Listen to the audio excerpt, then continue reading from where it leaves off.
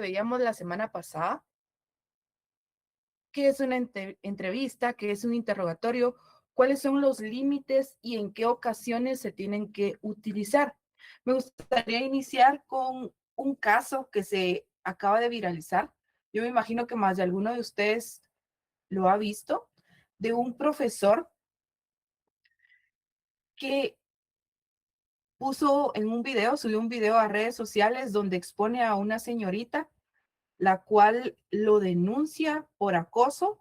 Ella dice que en 6 ocasiones él la tocó, ¿verdad? Entonces, que ella ya no quiere seguir con eso, va a denunciar al profesor, mancha la imagen. El profesor sube el video y se termina quitando la vida. Creo que en algún momento ustedes han visto algún caso de esta magnitud o bien algún caso similar. Ahora bien, nosotros que estamos viendo esta perspectiva, no podemos tampoco este, decir quién es el culpable o si fue la señorita o si es el profesor, pero me gustaría saber qué tipo de pregunta ustedes como profesionales podrían hacerle a la chica en la entrevista que se va a realizar. ¿Y por qué se va a realizar una entrevista con ella? No podemos optar por un interrogatorio, ya que necesitamos descubrir y conocer la información con el objetivo de poder entender por qué lo hizo, si realmente sufrió. Y entonces me gustaría que pudieran escribir en el chat o activar su micrófono para poder conocer qué pregunta le harían a esta señorita que está implicada en este caso que se ha hecho muy viral.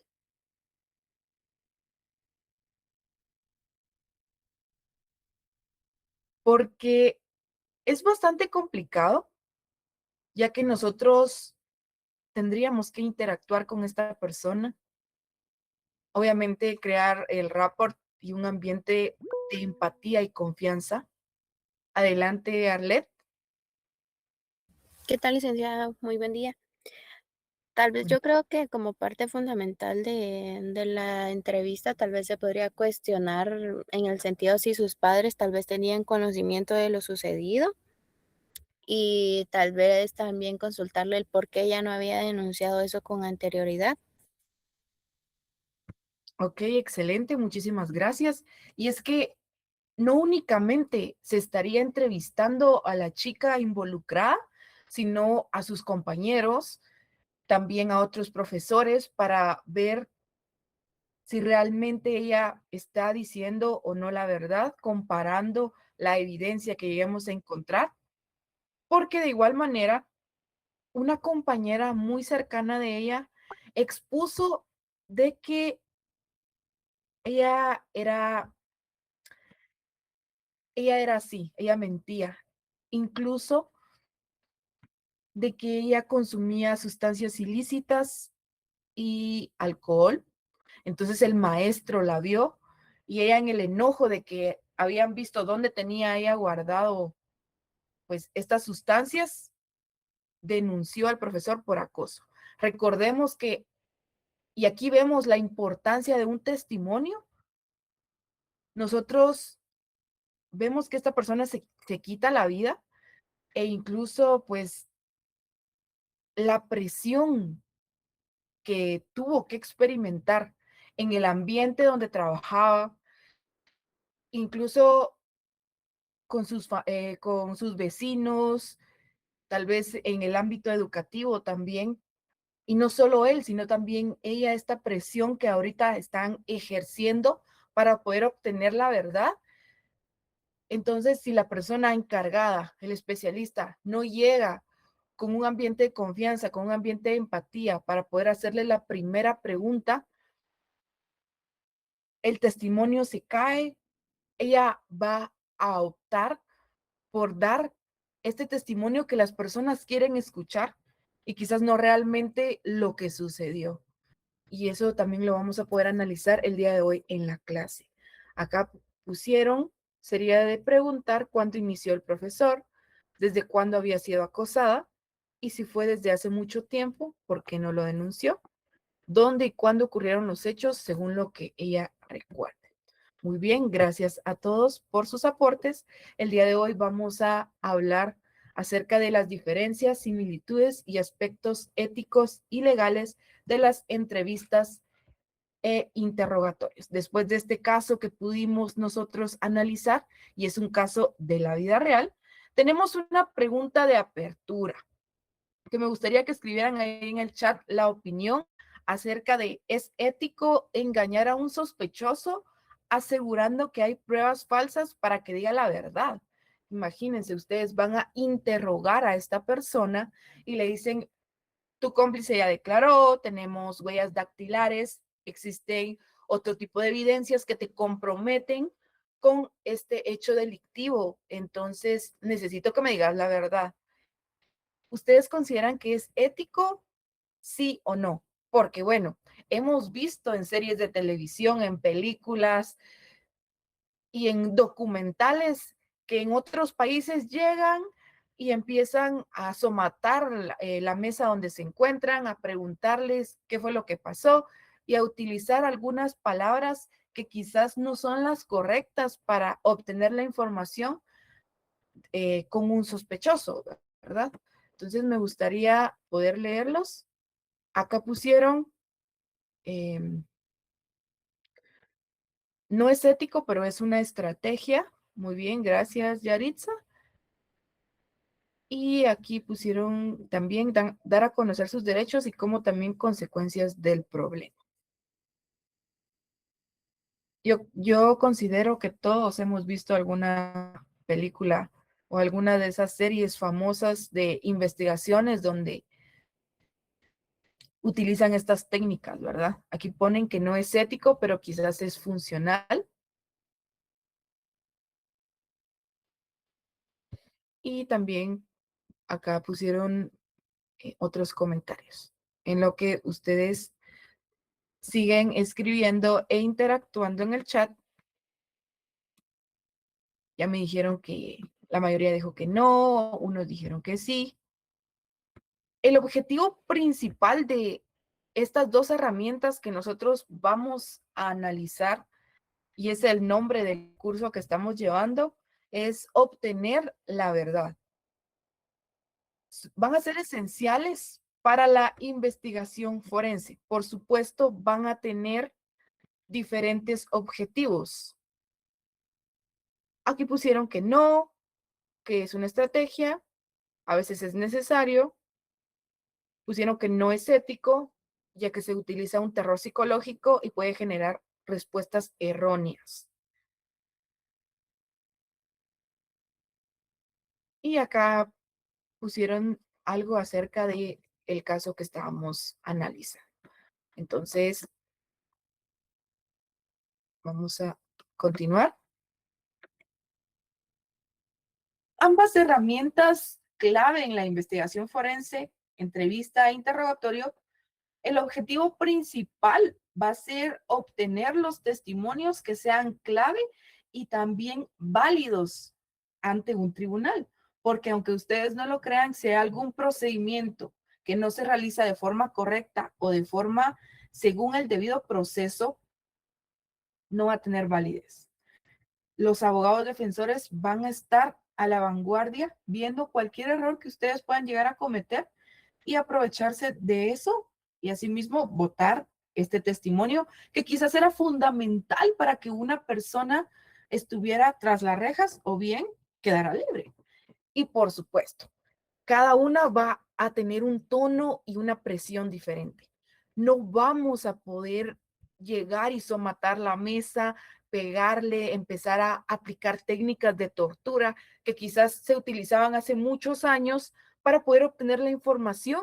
Si cuando nos dé el testimonio o cuando exponga que nunca se le plantearon cuáles eran estos derechos que esta persona tenía, que no se acuerda haber dicho o admitido haber cometido algún hecho delictivo y nosotros quedemos como personas que no están haciendo las cosas de forma legal, Y acá también ponen, si la persona es inocente, le va a cuestionar las pruebas porque está seguro que no está involucrado en nada. Hay una frase muy interesante con respecto a lo que acaban de escribir en el chat y en un momento la vamos a poder mencionar. Entonces, vamos a recordar qué es la entrevista forense, para qué nos funciona, cuál es la forma correcta de aplicarla. Y es que esto va a ser un proceso de comunicación estructurado para poder recopilar la información. Y eso sí, las personas tienen que acceder de forma voluntaria.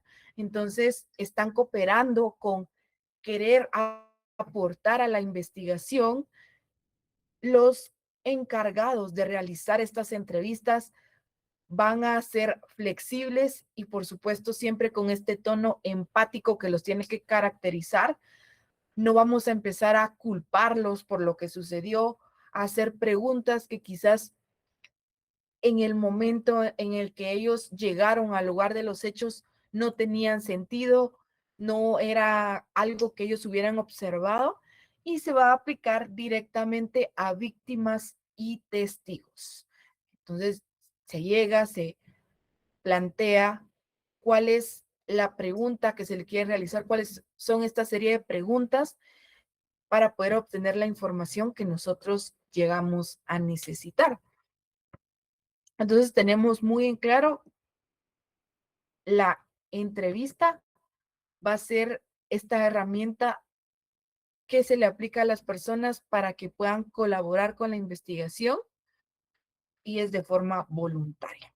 A diferencia del interrogatorio, que el objetivo principal es obtener la verdad, conocer esta confesión que nos va a dar el sospechoso, donde diga sí, yo lo hice, ¿verdad? Va a ser altamente estructurado, de forma confrontativa e interactiva. Entonces, nosotros en el interrogatorio llevamos un listado de cómo vamos a hablar con esta persona, qué es lo que le vamos a preguntar. En ninguna de las dos se tiene que llegar a improvisar, y era lo que veíamos la semana pasada. No podemos decir, a mí se me olvidó realizar mi estructura para la entrevista o el interrogatorio, pero no importa, lo voy a improvisar, voy a preguntar lo primero que se me venga a la mente, y ya después, cuando nos dimos cuenta, eso está mal formulado. A diferencia de la entrevista, que en ella, si nosotros hacemos una pregunta, acá puse una tabla para poder observar las diferencias entre entrevista e interrogatorio. Tenemos que en la primera, la cooperación va a ser voluntaria. Las personas van a llegar y van a acceder a poder contar lo que vivieron, lo que se recuerdan, qué técnicas se pueden utilizar para que estas personas sepan cómo hablar ante otras personas o ante otros testigos, ante el tribunal. En el interrogatorio, pues la actitud del sujeto definitivamente va a haber una resistencia. Va a decir que él no hizo nada, no se acuerda, y va a encontrarse muy cerrado y no nos va a querer dar el testimonio. Como les decía, en la planificación, acá está en la entrevista una estructura flexible. Nosotros hacemos una pregunta, pero después dijo algo relevante que nos causa interés. Entonces, yo tenía mi segunda pregunta, pero voy a profundizar más en la primera, o le voy a decir, mire, usted acaba de mencionar que hay una persona en la cámara de videovigilancia a 10 metros, cargaba una sudadera color verde. ¿Usted podría indicarme si conoce a la persona o por qué la pudo observar? ¿Qué actitud tenía cuando estaban asesinando a, a estas, a estas víctimas, ¿verdad? Entonces, esta persona nos va a relatar y nosotros vemos los videos que ya nos trasladaron y sí tiene sentido y si aparece esta persona ahí, entonces ya lo vamos uniendo, vamos conectando todo lo que nos va diciendo y también tenemos esta estructura flexible de poder ir preguntando o profundizando algo más que nos llame la atención, que pueda aportar a la entrevista. Pero en el interrogatorio ya está la planificación estricta de cuáles van a ser estas tácticas para poder utilizar y para poder hablar y obtener la información que necesitamos. En la entrevista tenemos preguntas abiertas y en el interrogatorio preguntas cerradas. Y por supuesto, tenemos también en la entrevista un espacio cómodo y a diferencia del interrogatorio, que es una cámara de Gesell, ¿verdad? Una sala de interrogatorios formal. Pero ahora ustedes van anotando las diferencias, van escuchando qué es una entrevista, qué es un interrogatorio y se nos había pasado algo por alto, entonces ustedes el día de hoy tienen que ir a realizar este procedimiento porque ya están desempeñando el área profesional y ustedes dicen, bueno, nos enseñaron cuáles eran las diferencias, pero yo lo que voy a hacer es que voy a mezclar los dos con el objetivo de que la persona me dé la información. Entonces, primero voy a llegar al lugar y estar de forma empática y después le voy a somatar la mesa y ya después me voy a volver a platicar con esta persona y están mezclando estos dos y lo que están haciendo ahí es que están cometiendo un error.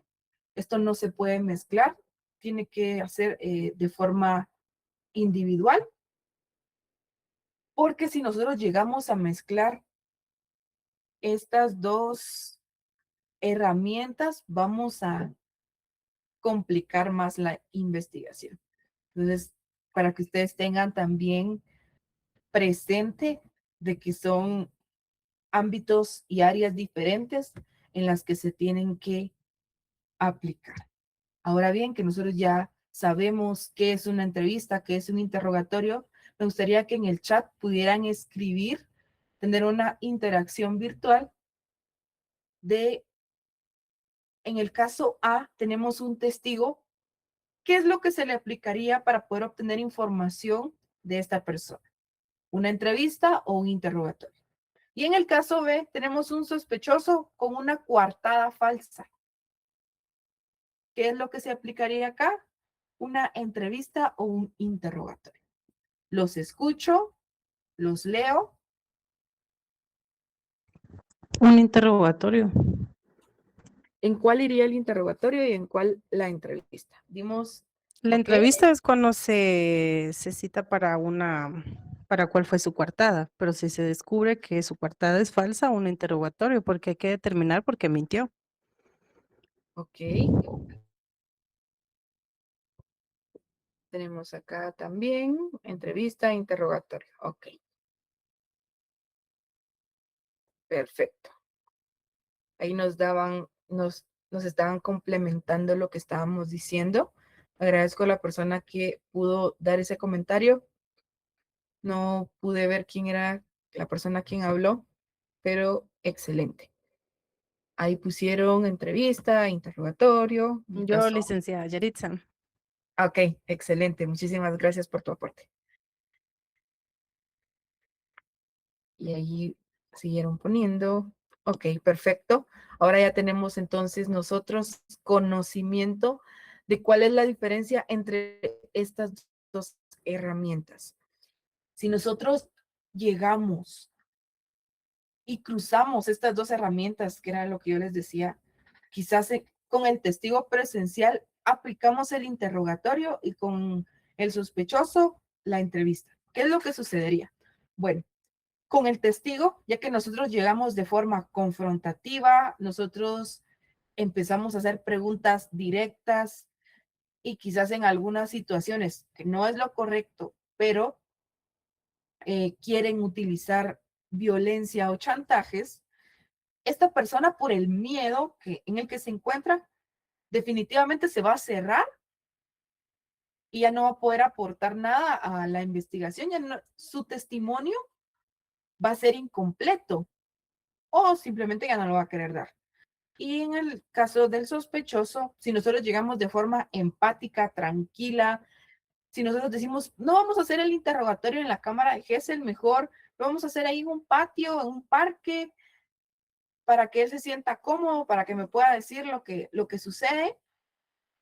Si esta persona realmente está mintiendo, va a estar planeando esta coartada y le estamos dando tiempo para que vaya estructurando esta mentira. Entonces hay que tener mucho cuidado con eso y hay que saber diferenciarlo a fondo. Continuando entonces, y gracias por el aporte a cada uno, tenemos los aspectos legales en la obtención del testimonio. Y es que era lo que yo les decía. Si nosotros casualmente escuchamos una conversación o hablamos con la persona involucrada, pero no hay algún proceso legal, no especificamos cuáles eran los derechos que tiene esta persona, se nos olvidó, este testimonio ya no nos cuenta, ¿no? Y aquí nos vamos a basar también en el artículo 9 y el artículo 16. En el artículo 9 de la Constitución tenemos que toda declaración extrajudicial ante la policía parece de valor probatorio y en el 16 garantiza el derecho al silencio. Cuando nosotros hemos visto que han utilizado esta frase de el que nada debe, nada teme, ¿verdad? Si una persona guarda silencio en el momento en el que se captura, no quiere decir que vaya a ser culpable. Y a veces nosotros podemos decir, esta persona no me quiso contestar. Es porque de repente sí ya sabe qué hizo, es culpable, se está echando, le estamos echando la culpa automáticamente, ¿verdad? Pero hay que tener en cuenta una teoría que tiene un nombre bastante curioso y me gustaría explicárselos para que ustedes logren entender este apartado en específico. Quizás cuando son artículos se suele complicar un poco más, pero tenemos la teoría del árbol envenenado. ¿Qué quiere decir esto? Que cuando nosotros realicemos un procedimiento de forma ilegal para llegar a obtener esta evidencia que va a ser fundamental, se va a encontrar envenenado. Esto quiere decir que no va a tener validez. Nosotros llegamos y empezamos a interrogar, empezamos a pegarle a una persona porque está clasificado de que esta persona secuestró a unos niños y lo que nosotros queremos es obtener dónde se encuentran estos menores. Y empezamos a aplicar diferentes técnicas que no se tienen que realizar. Empezamos a comportarnos de forma que no lo tenemos que hacer. Y ahí lo único que estamos logrando es complicar nuestra investigación y pues nuestra evidencia ya envenenar, la verdad, según esta teoría que estábamos diciendo. Hay otra también y es un dilema bastante complicado porque nosotros nos quedamos analizando y pensando qué es lo que realmente tendríamos que hacer. Si una persona se sube a una patrulla de noche y la persona en la desesperación empieza a llorar y empieza a confesar todo, pero los únicos que escucharon fueron ustedes y un compañero que acababa de ingresar. Entonces después cuando llegan a la comisaría, esta persona me dijo esto, esto y esto. Y después la persona dice, no, yo no lo dije. O la persona se pone a llorar.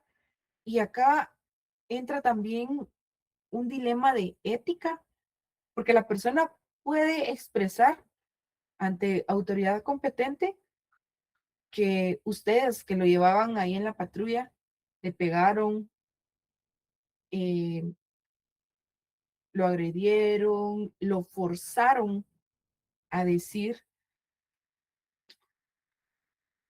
lo que ustedes querían escuchar. Entonces, por eso dice que las declaraciones a veces en las comisarías son bastante complicadas, porque sí o sí es necesario que puedan expresarse y decirlo ante una autoridad competente. Decir qué fue lo que pasó, por qué sucedió, pero ya se está llevando el procedimiento de forma legal. Continuando, entonces, acá tenemos las advertencias legales. ¿Cuáles van a ser esos derechos fundamentales que llega a tener el detenido? ¿Por qué aparecen estas advertencias en la clase, van a decir ustedes? ¿Y esto qué tiene que ver?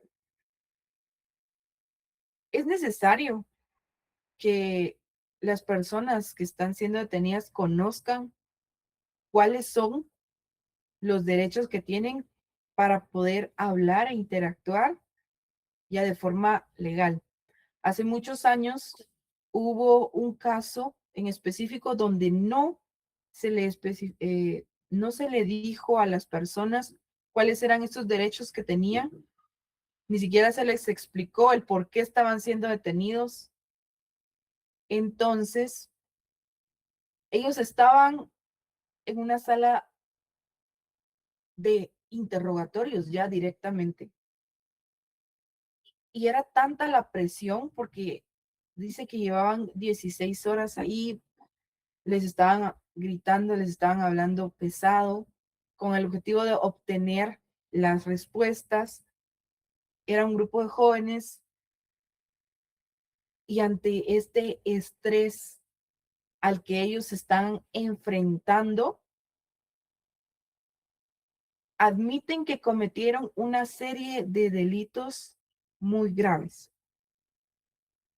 Y entonces estas personas se quedan en prisión y mucho tiempo después se dan cuenta de que ellos habían accedido a poder decir que eran culpables o decir que sí lo habían hecho para el simple hecho de la presión que estaban ejerciendo los investigadores. Entonces, acá tenemos en número 1, derecho a guardar silencio, que era lo que yo les decía.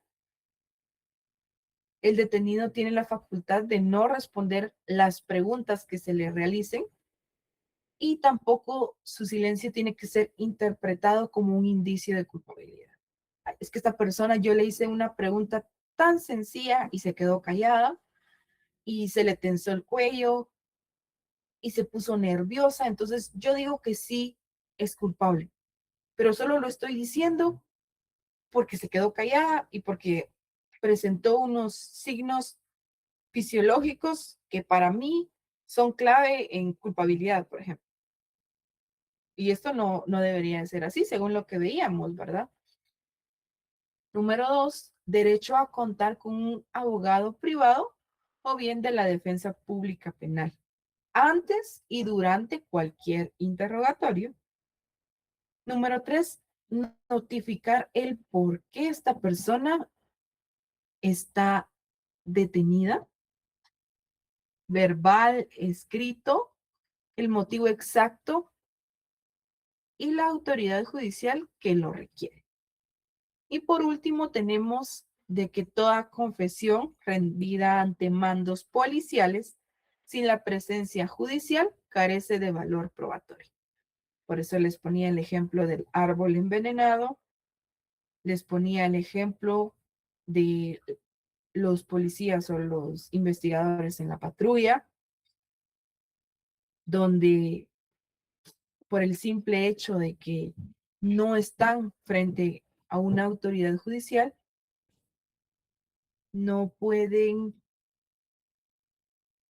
presentar este testimonio ante la autoridad. Y por supuesto se la van a votar, ¿verdad? Que eso es lo que busca los abogados defensores. Y entonces aquí les puse,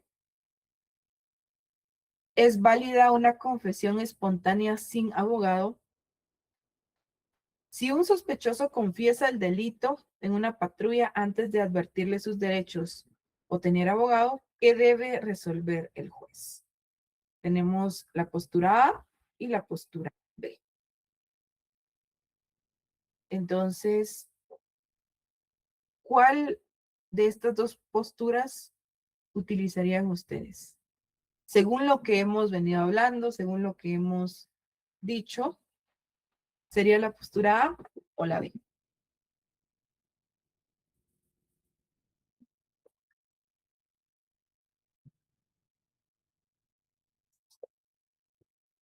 La postura A o la postura B.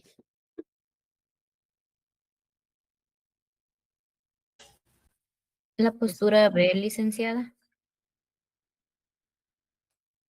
Ok, la postura B. Y acá ya tienen un respaldo también de que sí o Igual la sí. postura B, licenciada. Ok, perfecto.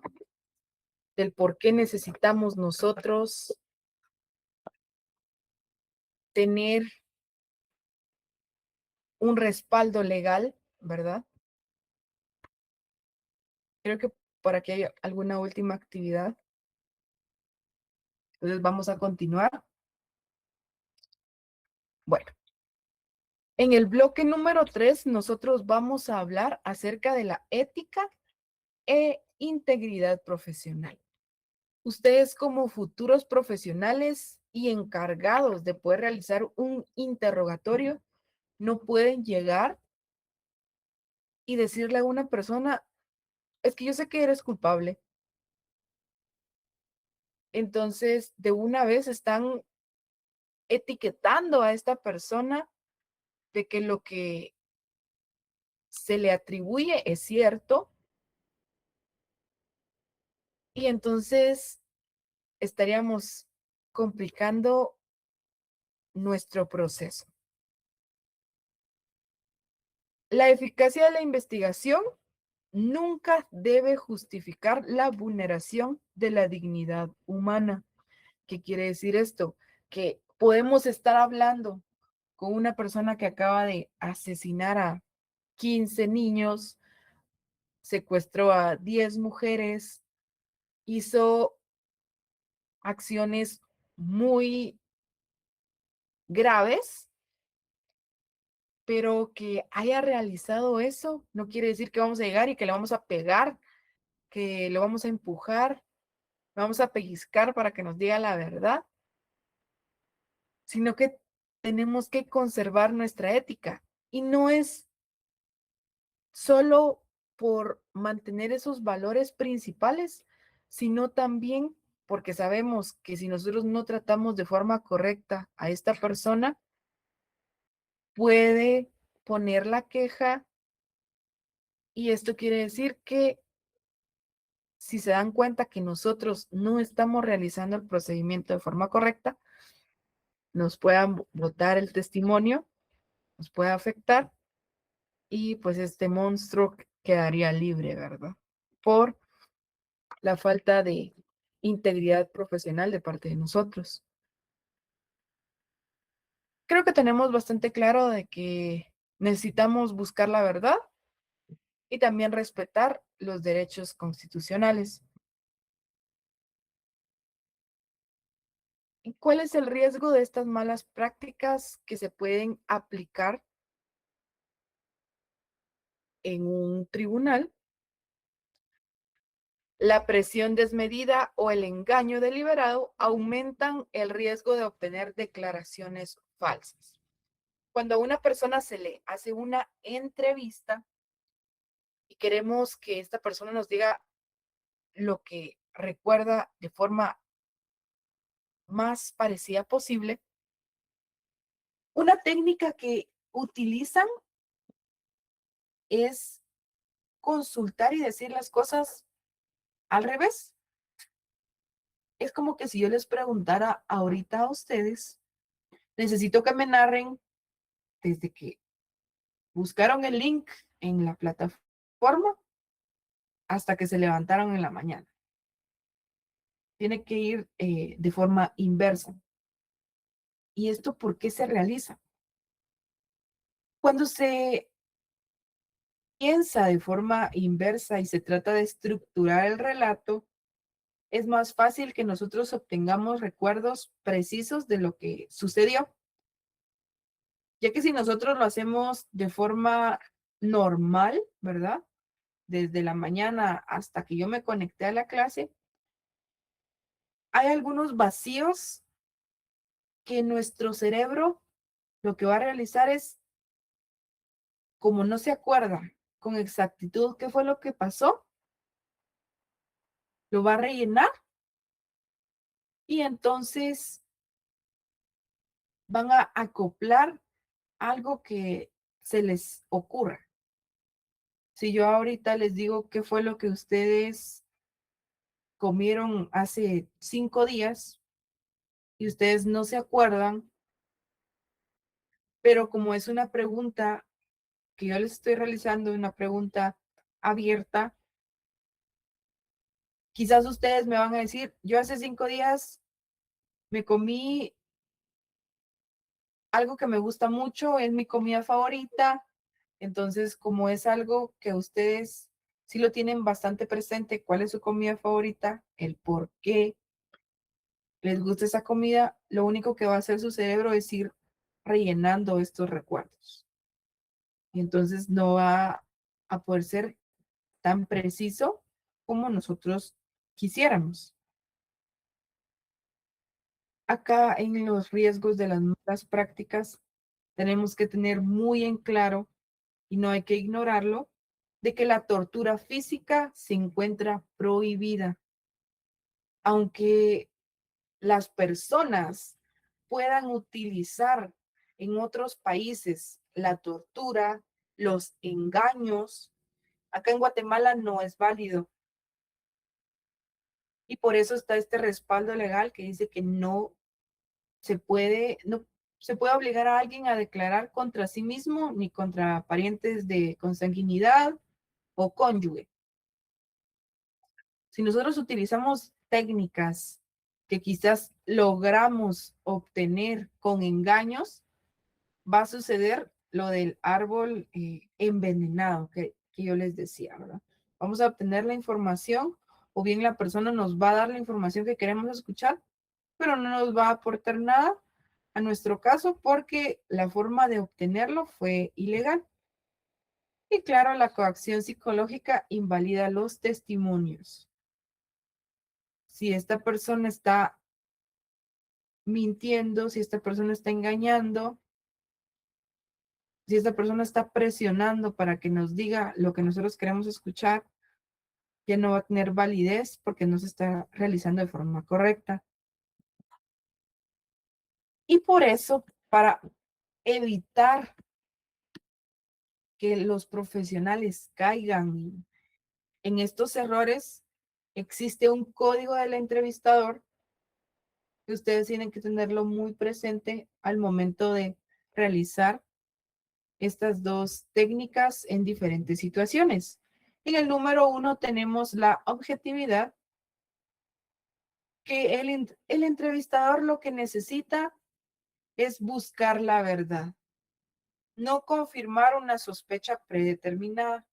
Nosotros necesitamos saber qué fue lo que sucedió, por qué sucedió, cuándo sucedió, y no únicamente decir, ah, yo ya lo sabía. Es que usted sí se miraba culpable. O a mí me habían dicho de que a ustedes lo habían grabado, entonces yo sí sabía que usted había matado a esas personas.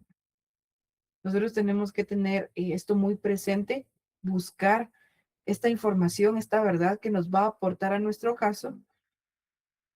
En el número 2 tenemos el respeto, y era lo que yo les decía, puede ser un asesino en serie, una víctima, una persona que encontraron en la calle, pero siempre tiene que existir un trato digno e imparcial ante cualquier persona que se encuentre involucrada. Y por último, tenemos que se tiene que emplear únicamente metodologías validadas y legales. No porque ustedes vayan caminando en su día libre y vean a una persona que necesitaban entrevistar y está comiéndose un helado en el parque. Entonces, como ustedes andan ahí, pero es su día libre, mejor lo voy a ir a entrevistar. Están realizándolo de forma ilegal, no están teniendo la estructura en específico y están cometiendo otros errores, ¿verdad? Que no se tendrían que realizar. Entonces, sí o sí tenemos que tener presente eso. Y continuando, tenemos entonces nuestra actividad práctica para que ustedes puedan realizarla. Necesito que hagan grupos de 5 integrantes y para que vean que yo no soy mala gente, esta va a ser nuestra actividad de la semana. Entonces, con estos grupos de 5 integrantes, van a tener que buscar un interrogatorio o una entrevista en internet, anotar cuáles son estos 2 errores que cometieron las personas que estaban realizando estas técnicas o estaban realizando este procedimiento y la van a tener que decir acá con los compañeros.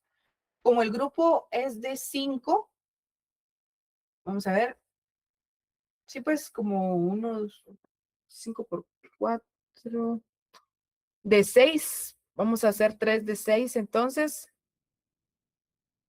y uno de 5, 3 de 6 y uno de 5 para que encaje. 2 de los compañeros del grupo van a tener que exponer cuáles son estos errores que presentaron en el video, ¿verdad? Van a presentar entonces el video acá en la clase, los representantes van a decir los errores y así van a pasar ustedes a poder aclarar cuáles son estas inconformidades que no se tienen que llegar a realizar por parte de profesionales. No sé si ustedes hacen los grupos o los hago yo, como se les facilite más. Ustedes me Hágalos indican, usted, Ligda, ok, los porque a voy a veces hacer yo. después otros compañeros se quedan fuera, o unos sí quieren, otros no, entonces hágalos usted. Muy bien.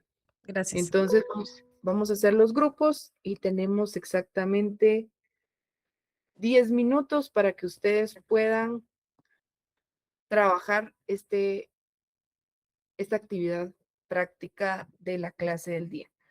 Sí, David, habías levantado la mano. Sí, buenas tardes, Lida. Sí, nosotros comúnmente ya tenemos grupo con los compañeros, pero no sé si usted lo va a hacer nuevamente. Ah, muy Ya. bien. ¿Ustedes ya tienen grupo? ¿Cuántos son? 6. Ah, ok. Entonces ustedes van a ser el primer grupo. Como ustedes ya se conocen, van a empezar a trabajar y van a ser los primeros en pasar. Seguimos entonces con Arlet. Te escucho. Nosotros también ya tenemos un grupo de 5. Ah, ok, perfecto. Entonces ustedes van a ser el segundo grupo. Y después está Litsi. Ligda, nosotros igual tenemos grupo y somos 6. Ok, perfecto. Entonces, únicamente necesito que en el grupo número 1 de David me diga quiénes son los integrantes para irlos anotando.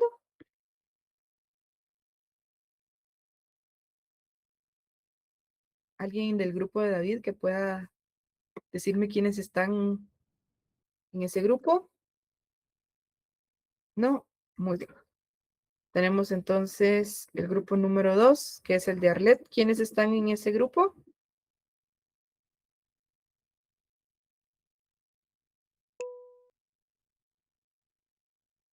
Adelante, Ángel.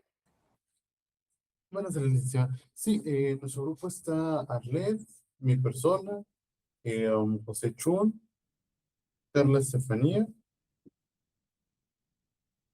y ahorita Ah, le digo quién es el quinto. No, perdón, solo somos 4, nos falta uno. ok. ¿Quiénes están en tu grupo, Litsi? Y así vamos a ir conformando a los otros. Por lo menos ustedes saben que son los primeros en pasar. Ligda, en mi grupo está Damaris Hernández, Ajá. Sandy Ticú, ¿Cómo, perdón? Sandy Ticú, Ajá. Evelyn Yasmín, ¿Sí? Litzy Méndez. Ajá, ¿Cuántos llevo? Ya me perdí. 4. 4. Ahorita le Ajá. doy. Le mencioné a Evelyn Valdés. Sí, Evelyn. Ajá, Damaris Hernández, Stephanie, Ah, ok. Natalie. Stephanie y Natalie, ahí son 6, ¿verdad? Ajá, y mi persona. Ok, perfecto. Ustedes son el grupo número 3. Entonces, Alexander va. Entonces va a ir Alexander, va a ir Luis, también va a ir Carlos y Clesby. Sí, licenciada. Tú no tienes grupo. Estamos con Eli, Ok. José Guzmán, Ajá. Héctor Caal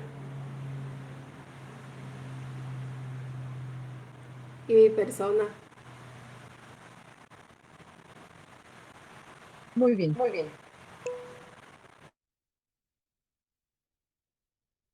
Ahorita vamos a continuar, permítanme. Ok, entonces hay un grupo de 4, que es el de Arlet, Ángel. Bueno, ahorita formé yo uno, no sé si me lograron escuchar. Para que puedan empezar a trabajar, ustedes van a ser el último grupo. Teníamos a Luis, teníamos a Carlos. Y también teníamos... Perdón, Liga, en ese que usted mencionó, es el que usted hizo, donde me mencionó a mí. Sí, está Alexander, estás tú. Ah, pero y- yo iba a ir con Ah, tú ya tienes el grupo. grupo de Arlet. Que me... Ah, ok.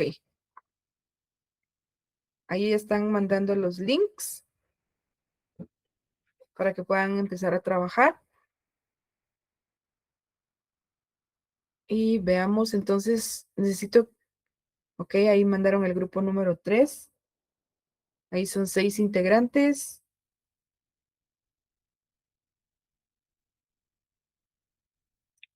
Ahora Luis sí va a ir en el otro grupo que había dicho para que se pueda contactar. Luis va a ir con Yaritza, también con Sonia.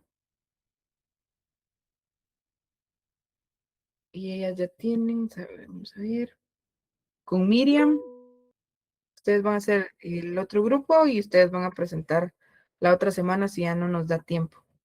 Adelante, Miriam. ¿Ya tienes grupo? Licenciada, sí, fíjese que está en el grupo Alexander Lemus, Ok, David Canté, Sonia Nájera, Julio Coloc y mi persona, Miriam Rompich. muy bien. Tenemos entonces 4, ustedes son el grupo 5. Los que no tengan grupo, manden un mensaje acá al chat. Vamos a formar el otro porque creo que ya la Yo mayoría. sería el número 6, licenciada. Sí, exacto. Entonces ya ahorita mandé un mensajito por este chat que me escriban a mi número y así hacemos grupo y que me pongan de una vez su nombre completo, por favor. Ok, perfecto. Entonces, en lo que ustedes están ahí buscando, ¿qué video van a presentar? ¿Qué errores son los que están cometiendo, ya sea la persona que está entrevistando, que está interrogando? Vamos a dar el tiempo y voy a pasar asistencia. A las y 5 se presenta entonces el grupo número 1 para que lo tengan en cuenta. Y esa va a ser la actividad de esta semana. No vamos a dejar artículos, no vamos a dejar resúmenes, sino que necesito que ustedes puedan plasmar el día de hoy qué fue lo que entendieron acerca de la clase que estamos viendo, ¿verdad? ¿Qué errores son los que no se tienen que cometer? Entonces está presente Ángel, Sí, licenciada, presente.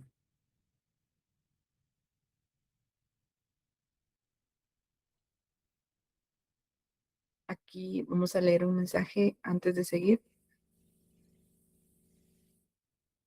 Acá Linda Rocío dice que necesita grupo, entonces Yaritza se puede unir a tu grupo, por favor, para que la puedas incluir. Muy bien, licenciada, solo que me escriba. Ok, Ahí está mi entonces número de teléfono. ustedes se van a presentar la otra semana. Está presente David Erlindo, Presente, Lida. José Aldair, Julio David, Presente, licenciada. Linda Rocío, ella es la que acaba de mandar el mensaje, me dijo que iba en moto. Presente, Lic. Ok. José Luis,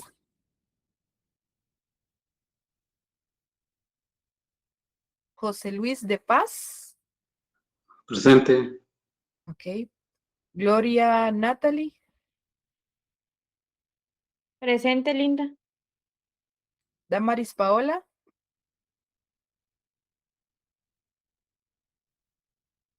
Damaris Paola, ok, perfecto. Evelyn Edith,